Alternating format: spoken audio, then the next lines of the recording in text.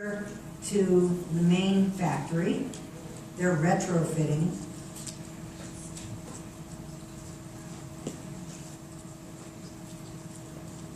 And it's taking a lot of time to get it organized.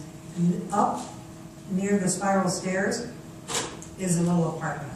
And anybody who comes to Nepal is welcome to stay in that little apartment. I will be decorating it myself. It's not huge, but guests can stay there. Okay, so that is the Nepal story up to December 24th. I came home on the 24th. Wow. And, all right, so we, since then, have been talking about where to go next. And Madagascar has been on the list.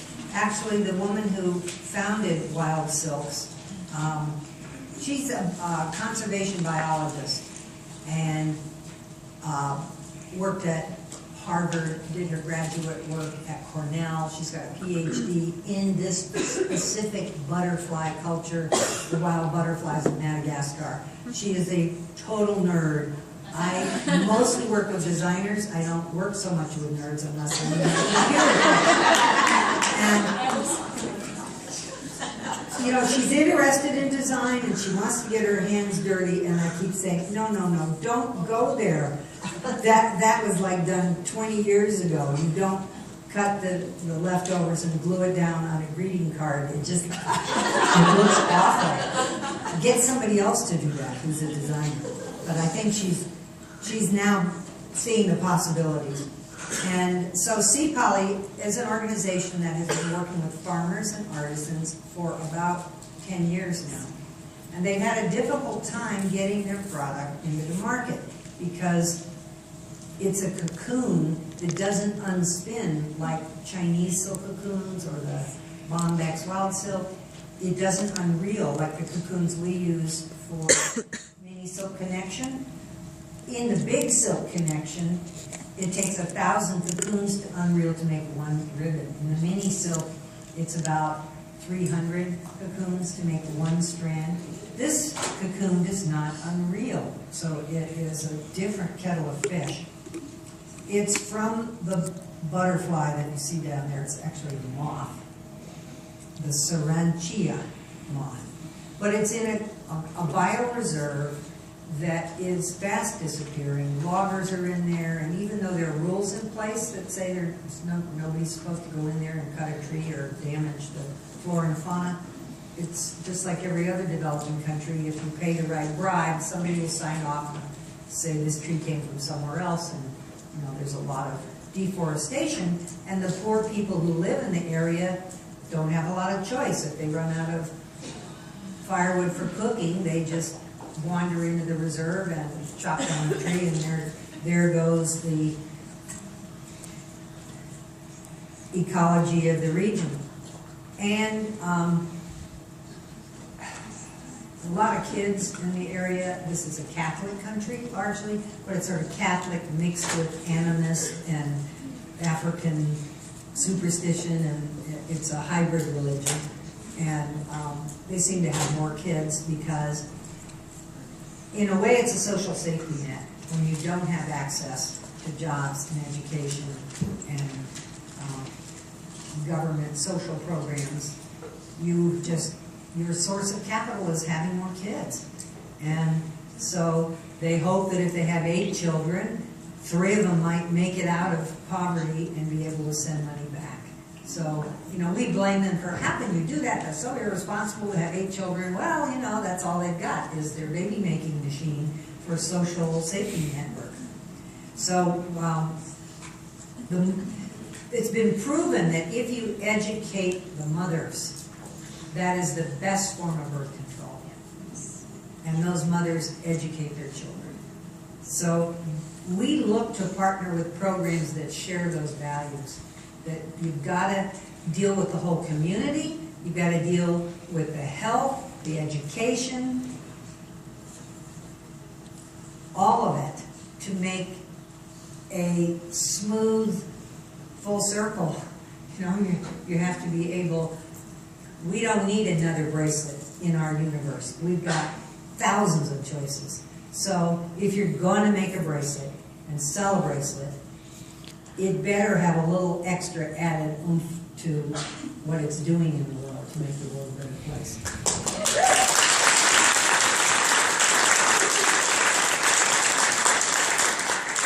This project is also helping to save the bioreserve for lemurs, and lemurs are an endangered species. They only live in Madagascar, and there may be a dozen different lemur varieties, and they're very intelligent, very sweet. Okay, back to my studio. I was trying to figure out what can I do with this stuff that doesn't spin, it doesn't turn easily into a product. They take the cocoons and they smash them and sew them together. That's the basic product. And there's an inner cocoon that's very dense and an outer cocoon that's sort of filmy. So I started playing with dyes and what can I do with it? And I cut and sewed rings, I painted it gold, I did shibori and ikat techniques. So we're going to be teaching a workshop in this in March, how to do these kinds of dyeing techniques. This is what the inner cocoon looks like. So it starts out round. The worm is taken out. They slice the cocoon. The worm is used for feed for the animals, so it is recycled. In Nepal, they also use the worm for feed for the animals, but because it's a Buddhist country and they're not supposed to kill anything, Lakpa makes a donation to the monastery for every worm sold in the process of making the silk. I don't know how you put a price on a worm sold, but it's in the budget.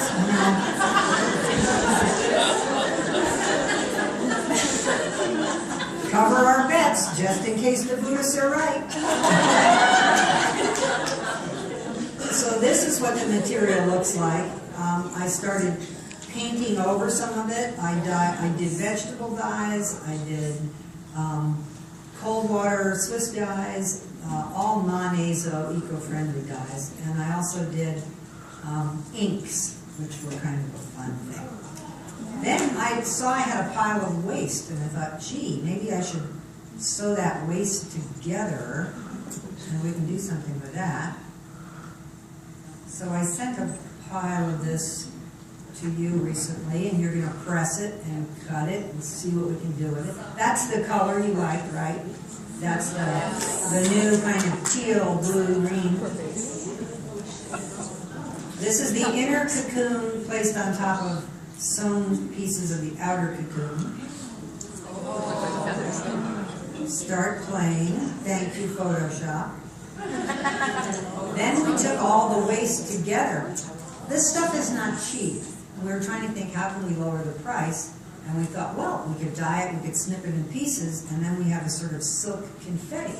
And that might be an interesting material.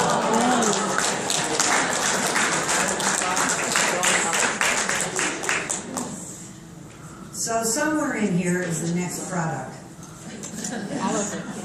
Probably this open will be the least expensive, least complicated way to go.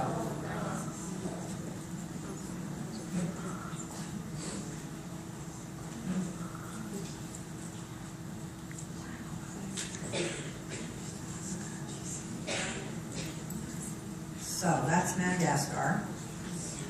How many of you are going to Mexico?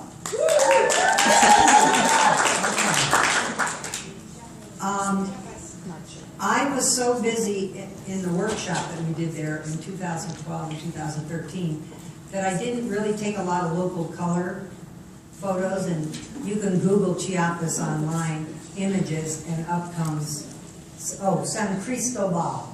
Google that. How do you spell it? S-A-N-C-R-I-S-T-O-B-A-L.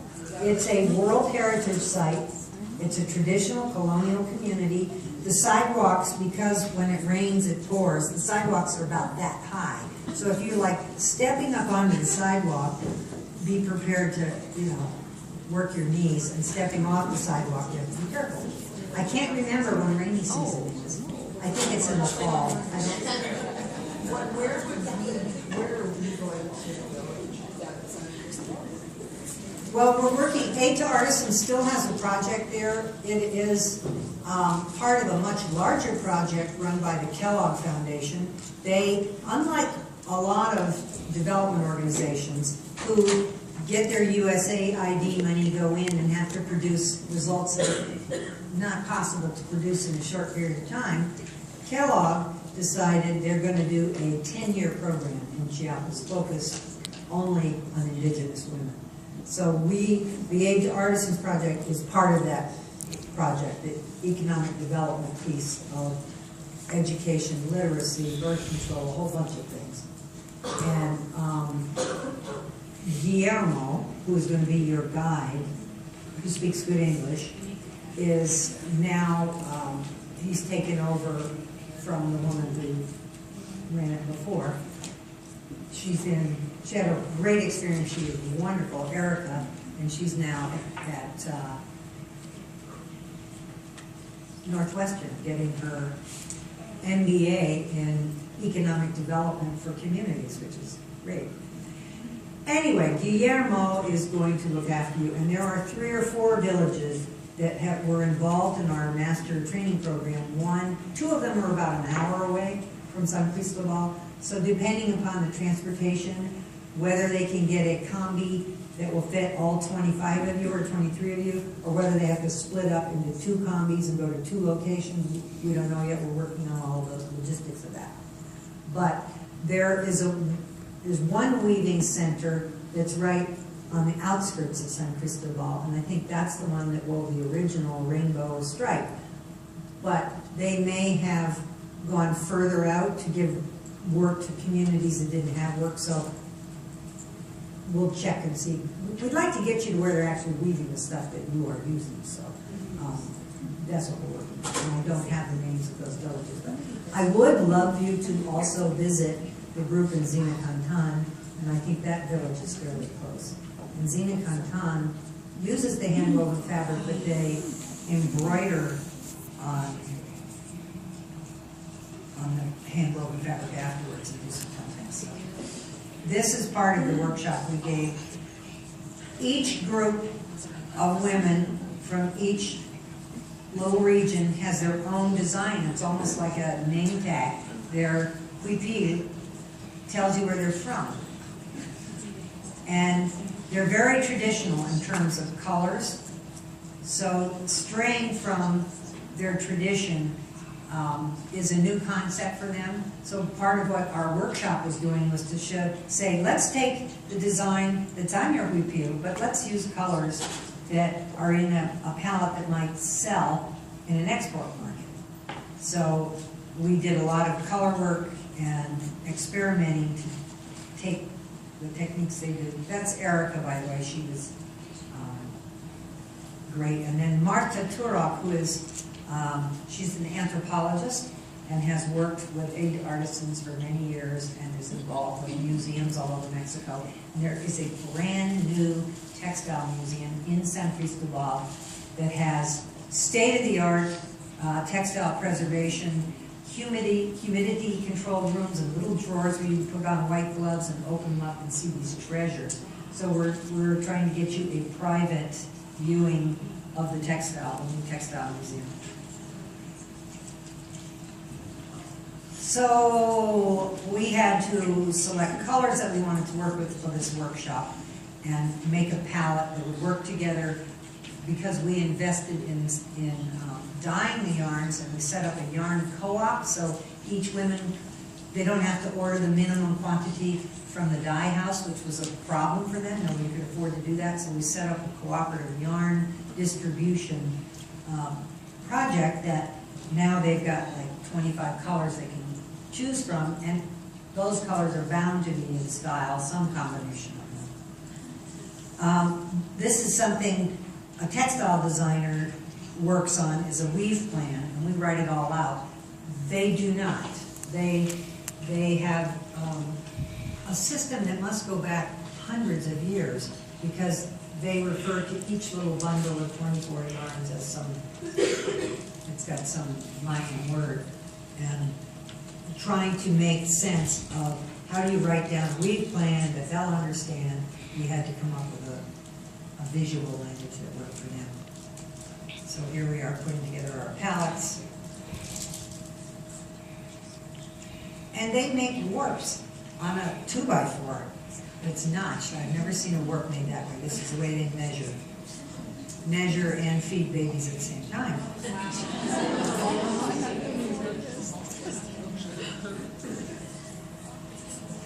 And then they sit at backstrap looms.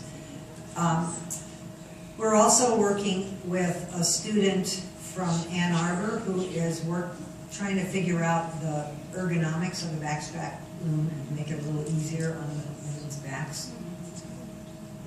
It is tricky to sit all day at one of these things, but they don't do it all day. They do it throughout the day, worked into their other chores.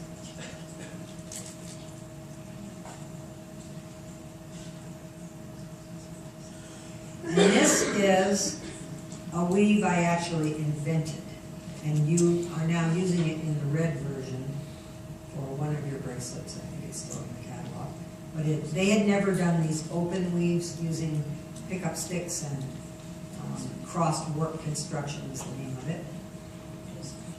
And so we got them doing that. Just playing with different things. There it is. So that's the sample of the red one that was in your line a couple of years ago at least. This is our Burberry. And taking the traditional weaves and playing with them to come up with new versions, elongated. We did ponchos, we did infinity scarves. And this is the embroidery group from Zima Canton, and I'm hoping there might be some way to work with them in the future because their embroidery is so wonderful. They do counted thread embroidery as well as this wonderful floral and edging.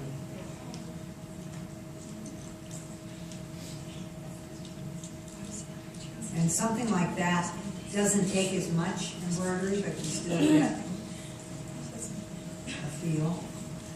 Then we did potato printing. You take a potato, you carve it, you stick it in the paint, and you print on the cloth. So that was fun to present it. Then we mixed the printing with embroidery. But you see their traditional floral huipiles are wonderful, but the scale is so large, I don't know if it would read in a jewelry piece, but we have to try. See what we can do. I think if they did the embroidery on the machine embroidery on a looser weave, it would bond pretty well. This is all a bit ethnic. You want it shades of ethnic, but not screaming ethnic. One of the things we always try to do is show them what's going on in the market, what's going on in the fashion market, how their stuff fits in, and so we do that. Another strategy we use, we haven't used it in Nepal, but we use it in Mexico, is to work with local designers. Mexico City has turned out some wonderful designers, and this woman whose name I conveniently forgotten, these two were sort of the West Elm of Mexico. They ran a very chic store, and they still do, but they do more trunk shows and stuff. They have terrific eyes. And so when the international designers, first of all, were a little expensive to bring down and house and fly back and forth. So we want to keep the design process moving ahead.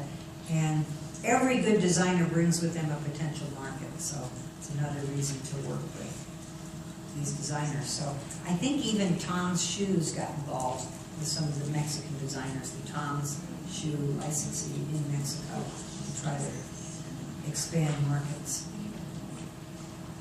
So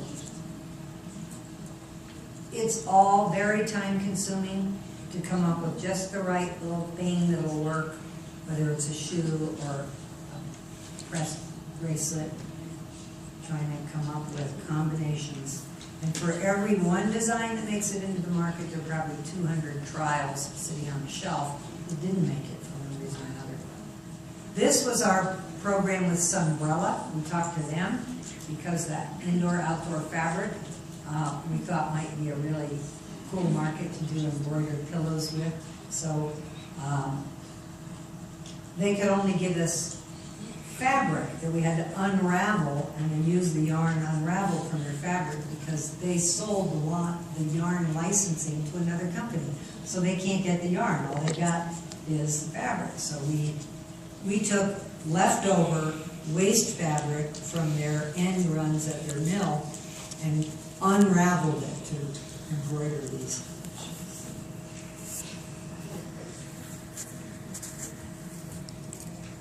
And then we did, nobody had done a sort of visual encyclopedia of all the designs, so that was one of the first things we did was catalog every design of every group that we worked with in Chiapas. So it's almost like a little cloth story. See, oh, this is this group, this group, this group. And, you know, even though we might not end up using an ethnic design, just acknowledging their identity through their cloth is a really important thing. And to make the design process collaborative as much as possible. Instead of making them contract workers doing the design, you hand them, you say, you've got to do it this way, this is the color, this is the design, you cannot deviate, we don't want to hear about your ethnic stuff, which many Western importers, that's the way they treat artisan labor. So we try to be very cognizant of and respectful of the local tradition and make them really feel like they're part of the process. This is the workshop I'm hoping you might visit in Xena, not in Xena Canton, but the ladies are from Xena Canton, but they settled on the outskirts of San Cristobal, and they have the wide rooms to weave the striped fabric.